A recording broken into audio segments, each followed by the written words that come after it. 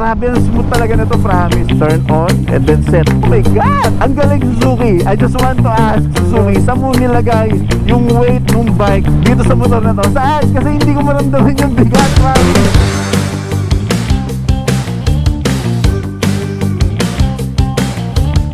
Napanood niyo ba yung episode 1 ng ating GSX-S 1000 GT ni Suzuki? So this is the part 2 mga ple, na nandito tayo sa may Skyway ngayon. Tulad nung na-mention ko sa may previous episode natin na kakaiba yung looks ng ating GSX-S 1000 GT dahil napaka-techy, parang mech, alam mo yun, parang robot, parang Gundam actually. Etong side mirror natin, ito lang yung isa sa mga gusto kong lagyan ng konting improvement, yung siguro mapalapit lang sa atin kasi nga it's too far out to reach, lalo na kung nagra-ride ka tapos i-adjust mo yung side mirror mo on that very moment. It's a bit weird lang, at ngayon ko lang nakita to sa isang bike na merong cruise control. Yung cruise control niya is on the right console, right. So ito yun. So para ma-activate mo yung cruise control, syempre nandito yung throttle, ayan, nandiyan yung throttle, tapos you have to switch the cruise control. For me, medyo abala siya sa akin while riding. Yung kamay ko nandun sa may throttle. I need to push this switch. Tapos, here's the part na medyo challenging. Once na turn on mo yung cruise control, para ma-activate mo siya or ma-set mo siya doon sa speed na gusto mo, kailangan mo siyang iset dito sa kabilang side na to. Diba? Parang two hands are working for one function. Yun lang yung masasabi ko. Turn on and then set. Diba? The usual kasi na nakasanayan ko, it's all here on the left side. Kasi ito yung mas less na ginagawa yung kamay na to. Unlike yung right side natin, nandito yung throttle natin, nandito yung acceleration, so nandito yung control. Kaya naman, Suzuki, if ever there's a chance na may lipat natin to dito and put something different dito na may other function, at least man lang lagyan natin dito ng other button na mapapakinabangan. Malay mo in the future na magkaroon ng panibagong GT, eto adjustable, umangat na ganun, diba? Tapos nandito yung control. That would be great, diba? Yun lang naman, yung sa akin, like I said, once kunyari, dito yung button, activate mo, pak, cruise control, na gusto mo, tapos okay na yung speed mo rito, let's just set, tapos pindutin mo yung setting, pak, it's all there, diba? Yung LCD screen natin, pag daytime it's white, tapos pag gabi na, it turns black, nag-i-invert yung kulay niya, para at least di ka silaw, diba? Kasi for riding at night, syempre, dapat minimal na lang yung ilaw na sumasalubong sa mata mo para mas nakafocus ka dun sa kalsada. At kanina pa ako nakapila dito sa toll gate. Wala kasi sa akin yung card, Miss Eds, wala sa akin yung RFID card, kaya hindi ko siya maloadan, hindi ko ma-maximize yung gamit ng ETC natin dito sa South. Kaya, alam mo yun, kailangan pumila dito at mag-intay, sayang gas. At yung gas natin, by the way, it's 17 liter gas. Ang pinapakalga ko dito, premium syempre, ayun o, dapat 95% octane para mas magamit mo or ma-maximize mo yung power ng motorcycle natin. But for now, let's skip this mga play dahil mukhang mamaya pa to. Nantong na ako. Oh my God! Oh my God! Tapos pakita ko sa inyo yung smoothness na sinasabi ko sa inyo. Smoothness ng transition. Oh my goodness. Smooth as quick shift na na-experience ko. Kaya balikan ko kaya mga play. Tapusin lang natin itong toll gate na itong tagal.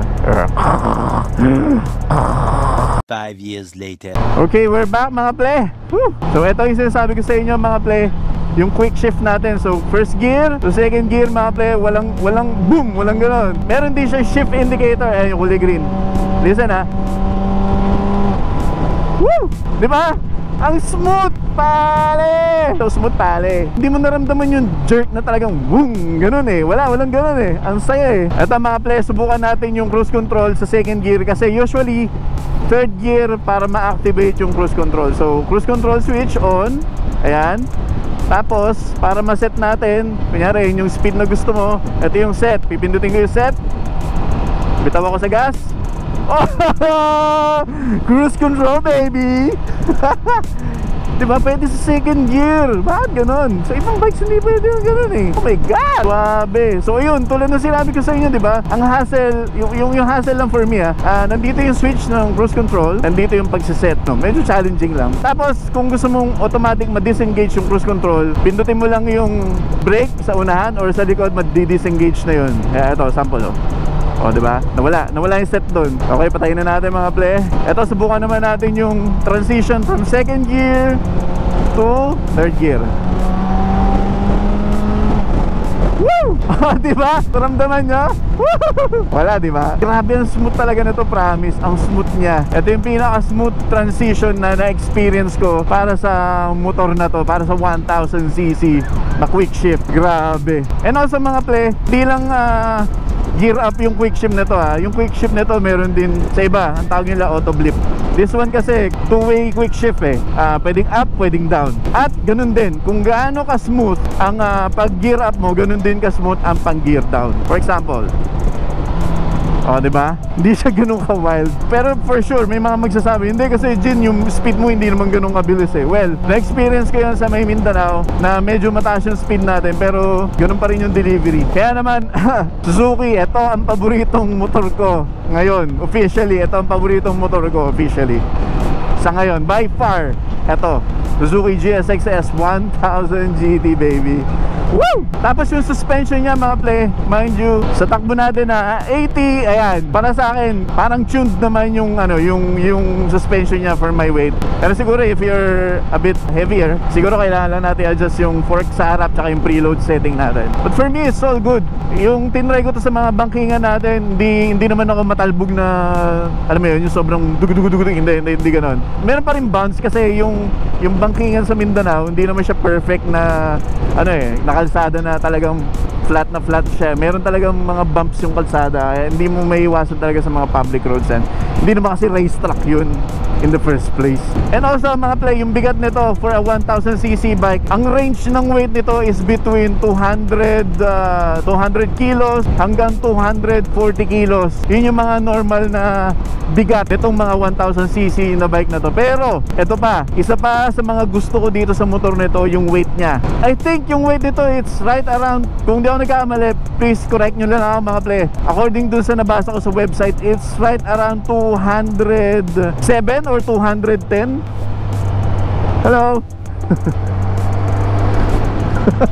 It's right around 207 or 210 yung weight na itong motor na to. Pero ang galing Suzuki, I just want to ask Suzuki, saan mo nilagay yung weight ng bike dito sa motor na to? Saan? Kasi hindi ko maramdaman yung bigat, promise. Hindi ko maramdaman yung bigat niya. From the straights, sa mga likuan, sa traffic, ang lightweight niya, promise. Napaka-nimble ng bike. Parang hindi siya 1000cc bike. Para siyang parang 400cc na motorcycle. Also, my friend told me, si Rackler, bro, tingnan mo yung makina mo, tingnan mo yung ilalim, yung underbelly niya. Bro, kaya magaan yan kasi yung weight distribution nila, yung center of gravity, they all put it down doon sa motorcycle, doon sa baba talaga. Wala siya dito sa upper. Then I realize, sabi ko, oo nga no, tama ka doon, Rock. Kaya pala ganun siya kagaan. Kaya naman Suzuki, grabe ginawa nyo dito sa bike na to. Old engine, pero ginawa nyo mga Suzuki guys, talagang ni-revamp nyo, binuhay nyo, ni-resurrect nyo yung GSX-S 1000 na engine, binuhay nyo dito sa GSX-S 1000 GT, and it's all good mga play, it's all good. Kudos sa ginawa nyo dito sa motorsiklo na to dahil talagang pack na pack. Shoutout pala kanina, sasalta ako kanina, ito ata yun yung pick up na yun. Shoutout dun sa naka-pick up na yan. Thank you for noticing. Napansin siguro na nagpa-vlog kasi yung kamay ko, hand gesture ko. Shoutout sa inyong dalawa. Ingat tayo sa pagdadrive. Next episode natin mga play, abangan ninyo. I-ride natin yung motorsiklo natin sa public roads, sa matraffic na lugar, sa national highway. Tingnan lang natin kung ano yung magiging reaction ng mga tao sa motorsiklo, kung mapupugian ba sila or not, kung magtatanong ba sila sa atin o hindi. Tingnan natin mga play. Kaya naman abangan ninyo mga play next episode with G1ZX. And also thank you Mr. Eds of Suzuki Motorcycles Philippines para sa motorsiklo na to. Sana makaulit pa ulit. Thank you and I'll see you guys on the next one mga play. Hanggang sa muli. Paalam.